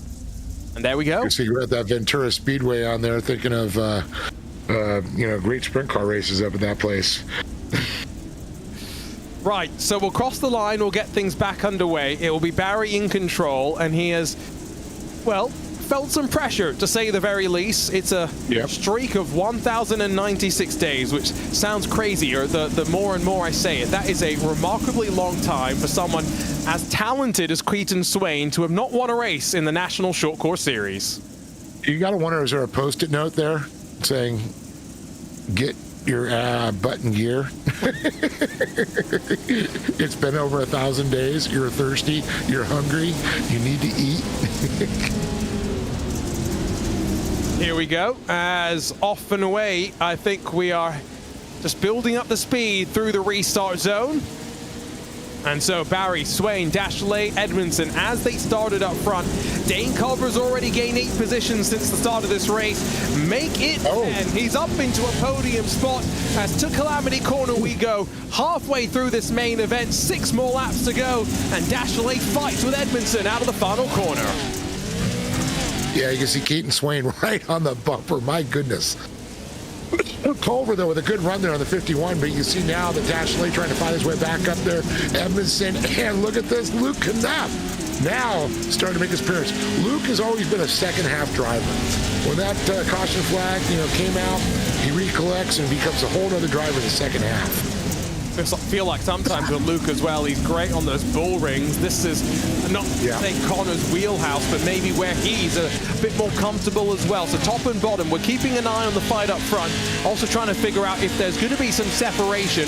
Edmondson and Dashley, wheel to wheel, down through the right-hander, and that's for 4th position. So Dane Culver's done a great job here. He's stayed out of all of this fighting, which I love to see. It's great to watch, but it's going to cost these drivers a potential chance at the win. And so it's 3 in contention for the first win of the season.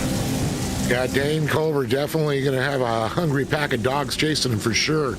I mean, when you got Edmondson, Luke Knapp, and Dashley, Countryman, Winkler, oh my goodness, there's a lot of fast drivers. There's also some drivers that I'm seeing, a little bit deeper. I expected to be up in the mix a little bit more, but of course we did have a little carnage early on, and again on that restart, they were just, beating and banging. Speaking of beating and banging, there we go.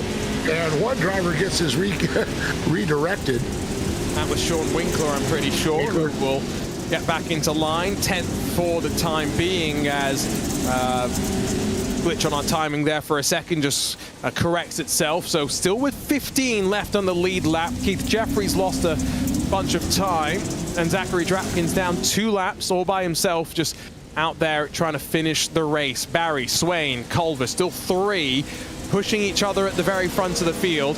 Swain's not as close as he has been, or had been rather, before we slowed things down, so he's going to have to try and find his way closer. We jump on board with Dane Culver, looks sideways, you can tell exactly where his focus is on his triple screens in front of him. Yeah, he's definitely keeping an eye on see if he's going to come up the inside there, trying to keep that shot. You got Edmondson, but he's got a good gap between 4th place right now. But Keaton Swain, he's the type of driver, he'll get up on there, he'll pressure you. He'll back off a little bit, recollect, and then get another charge at it.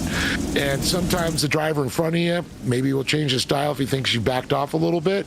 Maybe it gets him a little relaxed. There's a little psychological warfare that goes on with these drivers too. It's a lot in the calendar for 2025. I alluded to it in the early part of the show. This Pro 4 National Series, just the start.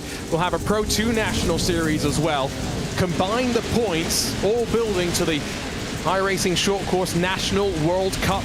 November is going to be an exciting time as we'll crown our very first World Cup National Series champion. Pro 2s and Pro 4s going to play their part as well. 3 exciting rounds, and more to talk about as we work our way through the course of the year. 10 rounds of this Pro 4 National Series, and only 1 drop round in the championship, so can't afford to really lose too many points. And we know just how much these drivers at the front will be up here week in and week out. So plenty of fights to keep our eyes on, as we'll have 3 laps to go, Dave, back at the line. You can see the battle back there for 4th place on the lower screen, the top 3. And there it is. Keaton Swain, what did I say? Backed off a little bit, and then he turns the pressure up again. We still got a few laps here. I mean, this many laps here could make a difference. 3 laps, 4 laps, these guys could make big changes in position. And you can see there Winkler really putting the pressure on right now as he's trying to push around Mickelson. And you can see Grady getting, up and around. That's Mickelson in the 41 that loses out. We'll slide back onto track at the tail end of the pack, so let's focus on the 3 up front. As mentioned, with 3 laps to go, 2 at the line. Now, all 3 of these drivers have won in series history. We mentioned for Swain, it's been a while, and quite remarkably, he's only ever won twice in this championship. Dane Culver's got a win to his name. Connor Barry, 16, second most successful driver. Only Luke Knupp with 20 has more wins. Edmondson's feeling the pressure from Luke Knupp, who wants to try and find his way forward, but now has to also keep an eye on Dashley. So 3 wide as they head out of the long left-hander. Great racing, but all for 4th. Yeah, 3 wide is not an understatement there for these guys. They turn the pressure up there. You can see Dashley looking to the inside of Knupp right now. Edmondson's going to go the long way around. And look at this, right up the inside. It's going to be Dashley. Gets by Edmondson there. And you got Countryman, Luke Knupp slid back. Countryman side by side. Look at these guys. Calamity Corner does not disappoint. And Edmondson gets the shove there. Countryman, Wisconsin's own, going to be looking for as good a result as possible in what is effectively hometown race for some of these drivers. Always want to make sure you perform. It's only 4 short course tracks on iRacing as well, much to the chagrin of the likes of Christopher Plumley, who will, as ever, be saying hashtag where is Wheatland, but that's Thank you. In the future. At least we have Long Beach this year. I said it, and now Christopher will stop sending me DMs. He doesn't, don't worry. He just, again, doesn't happen. 1 more lap to go, though, after this one. 3 in play. Keaton Swain has not had a chance to get wheel to wheel as he did in the first half of the race, Dave. Where is he going to get desperate? Yeah, that's for sure there, of course. White flag will come out this next time around. You can see Keaton Swain looking at the inside. Look for an outside-inside. If Connor leaves that inside open, Swain will stick his nose in there. So it's now the placement. Here comes Dane Culver to force his way forward, trying to get up to 2nd at the very least with 1 more lap now left to go. But Barry breaks away. Half a second is advantage. Dane Culver does indeed move his way forward. What can he do on this final lap? Well, I thought it was going to be Connor. He went down low. Swain was waiting for him, sitting a little outside so he could turn that truck. He left that door open, and I don't think he knew that Dane Culver was there. You can see he capitalized on it. The final lap here. Oh, Swain! He kind of blocks him through the corner there. Swain did not let him turn down on him. I think Swain said, well, if you've taken my chance of victory away, I'm taking your chance of 2nd away. A bit more of a run down in towards 5. Dashley's on the inside with Channel 199 machine. So Josh Edmondson going the long way around. Good little battle here as Edmondson tries to recover after being up as high as 3rd and 4th earlier in the race. Tom Grady takes his shot to slide his way on forward as well. I mean, wow, what a way to start off this year. Like I said, so much to look forward to, including crowning our very first short course National Series World Champion. But here in the National Pro 4 Series, first up, it's the 3-time king starting off on top. It's win 17 for Connor Barry here from the big house, but it's just another one to add to the collection. Keaton Swain will grab 2nd. Dane Culver ends up in 3rd. There's some talking to be done post-race. Definitely, what an incredible race, I'll tell you. There was battles all over the field. Top 3 really had a great breakaway there, but I got to say, so impressed with Connor, Dane Culver, Keaton Swain, and that battle back there with Knupp and Edmondson. It was just incredible. Man, these guys, you know, that it can change everything. You know, one little mistake by one of these other drivers, it could have changed the whole field the way it held. I missed short course racing, that's for sure. Wished we could do more of it. Always try to tell people it's one of the best things on iRacing, even if we only have those 4 tracks. Barry getting quite comfortable in victory lane at this point as well. 17 National Series wins. We've had 124 races in short course series history. That's his 21st win as well. Now just 2 shy of Luke Knupp in the overall win count. 1.7 seconds the margin between Barry and Swain at the end of the day. Swain's drought continues, but 3 years and counting. It will only be that much sweeter when he heads to the top step of the podium. Dane Culver 3rd, Luke Knupp 4th, and then Josh Edmondson rounds out the top 5, gets his way back in front of Thad Countryman with Nicholas Dashley, Tom Grady, Sean Winkler, and Tyson Miller, the rest of the top 10. Team Championship looking very interesting. Remember, top 2 from each team will be classified in that regard. Luke Safrit and his teammate Brody Desure 11th and 12th, with Crystal King, Keith Jeffrey, and Dennis Mickelson all on the lead lap, with Drapkin, Plumley, Prater, and then Winicki and McFarlane, DNFs effectively, and getting tangled up in all of the chaos. I don't know if Connor Barry is done celebrating just yet. And so let's not wait any longer. Let's dive straight into our post-race interviews. Dave Arnold standing by with Dane Culver 3rd after a quite remarkable 10 positions gained today. Dane, what an incredible race you had, some incredible battles, and, you know, you had a little time off there. You got a win, you know, last year, but hiatus, back to kick off the National Series with the 3rd place. What is going through your mind right now? I mean, I haven't even driven these cars since, since World Cup, pretty much. Drove them a bit last night, but just running old setups. I wasn't really expecting to run, but got paid to do it, so might as well just go for it. Yeah, well, I was going to say, look at the battle between you and Keaton Swain there. I mean, it really shows some of the top drivers that you've shown you can go toe-to-toe with them. Yeah, what Keaton did, I mean, it wasn't dirty at any means. Like, I respect what he did. He went for the pass, and he got it. So I know I have people text me thinking that it was dirty, but I don't think it was dirty at all. I thought it was clean. But, I mean, we fell back really far at the start because we got collected in an incident that it hooked our bumper right on the barn jump, and it fell us back to probably 17th place. And then a couple laps we were in top 7, working it up, top 5. And then we got 2 cars in one corner, and then we were in P3, and then we were just trying to catch Keaton and Connor. We caught him, but we just couldn't put the passes together. We got around Keaton, he just got back around us, and Connor held the lead. So it's kind of just how that turned out. Well, an incredible race. I got to say congratulations to you, and I know you got some people to thank for being on the box tonight here in Crandon. I got to find my notes. Hold on. I have a list here. I'd like to thank Spy Optic, Minprint Media, Snake Worldwide, Pit Viper Lights, Action Sport Canopies, ODI Grips, GoPro, Slick Products, Young Gun 1 Performance, Straight Edge, OGO, Knuckles Up Racing, iBox, Simpson, and Bryce Becker Photography. That looks about it. Oh, and S-Slinger, one of our main sponsors there. W.GG, you could go get some of their products, their energy drinks. They're a pretty good sponsor to us. And yeah, it's about all I got.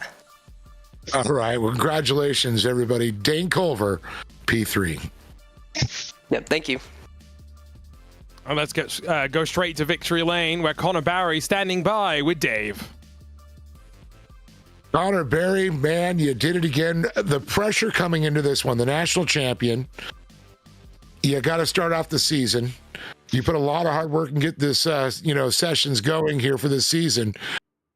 How is the pressure on you? Were you trying to block that out? I tried, but I failed. That was definitely the pressure. I knew that it was going to be big deal. And honestly, I was fine up until we got into the qualifying. And then I bombed that. I think I got 4th. So I mean, I was still pumped. I got 4th, but I should have had a lap that should have put me on the pole. So I mean, I'm bummed about that, but I mean, overall, we still were able to go out there and win, so that's good. And we should now be first in points, which is definitely a place that I prefer to be, especially like super early. So I mean, like it was still a good event, but I need to go back and find some more pace, because that was definitely bad. And I got past there like on lap 4, I think, and I knew I had to be quick back. And I got back under Swain in the gravel pit, and I just blocked, because I knew that if he got like any sense of like a line there, that he would drive just straight past me. So I knew I had to be like smart and block, and that's how we got here. And I noticed that going through Calamity Corner, and I've seen it in the past last year, you've left that open. He'll go outside, dive to the inside, and just kind of like get that shoehorn out. It looks like you really kept that nose on the inside wall. Yeah, I did. I'm not sure why I was so, I guess I would say I was just like a slow truck out there. It definitely was not good, but we were able to go out there and win still, and it's definitely a good start. Well, I got to say congratulations. I know you got some people to thank, and if I get one more last thought on you is, all right, now the bullseye is really on your back. What are you going to do different going into the next race? I'm going to go and find some speed, because I am slow right now. So I need to go and find some speed, for sure. And I want to give a big thanks to my teammates. I think Josh got 5th, so that's good. And I want to give a big thanks to General Tire and you guys for this stream. Well, Connor Berry, congratulations. Looking forward to see how it's going to shake out next week, but you're number 1 on top of the box here in Crandon. Arjuno, do we have Keaton Swain there with you at second? Yeah, there he is. We do indeed. We'll chat with Keaton Swain. Keaton, unfortunately, the drought continues, 1,096 days. It was one of the storylines, and we had a great interview with you that played before we got the broadcast officially started. Talk to us. How fun was it, though, to kind of just be let loose? Because I think for you, you come into these events, the setup's kind of already dialed in, so it's just come here, have some fun, and fight towards the front as well. Yeah, absolutely. Just been trying to make these events more fun. When you take them too serious, that's when it starts to become not so fun. So obviously the goal is always to win, but like I've said before, I don't lose too much sleep over it, as I've won in some other series and some other races. So obviously it'd be nice to get one in this series, and I think I was close tonight, but just, had to protect a little bit there from getting past on 3rd, and then that kind of blew my shot at putting a move on Connor for the win. But still can't be mad with 2nd. I think we definitely had the speed to win tonight, but sometimes it always doesn't work out that way. Talk to us about the season we got ahead, because it's a 10-round championship, of course. 4 tracks that you know quite well. One that's going to be quite different midway through the season, heading to the streets of Long Beach. Yeah, that'll be interesting to shake things up. Obviously we don't have too many tracks on the service right now, but we'll just we got our setups all dialed in for the year pretty much. We'll just fine tune them as we go along, but Long Beach will be interesting. Definitely gonna have to put in some time there. But I think it'll be a fun year. Got a lot of quick guys in the series, so it should be pretty good. Got a new hat, new paint scheme, but same partners at Sim Coaches and Factory Sim Sport. Talk to us about the support and the people helping you for 2025. Yeah, I got to thank everyone over at Sim Coaches. Lawrence, he helps me out a ton. He makes great products, whether you're wanting a sim rig or pedals or anything, he will dial you in. So everyone over there at Sim Coaches and everyone over at my team, Factory Sim Sport, we all work together, try to find speed, build setups and do whatever it takes to get these trucks on the box. So just everyone over there, thanks. And of course, everyone that helps Connor Series out, and everyone that helps with the broadcast as well. Makes us look good out there on the track. Easy when we had such a fun fight. Keaton, thanks for a quick chat with us, and we'll see you in a couple of weeks for round 2. Yep, sounds good. Thank you. And speaking of round number 2, always great to chat to our podium sitters, but they don't have much time to really sit back and kick the feet up because the racing is going to continue. I mean, we're going through May in this national series, and it's our first bull ring, the Wild West Motorsports Park, that Dave will greet us on Feb 26th. Same time, same place. That's right. I'll tell you, Keaton Swain, though, he's been a winner in the past at Wild West. It seems to be one of his better tracks out there, but Connor Berry's on the roll. He seems he got to find more speed. We'll find out February 26th. Can you imagine? You go out, you win the race, you start your title defense with another win, and you got to find more speed.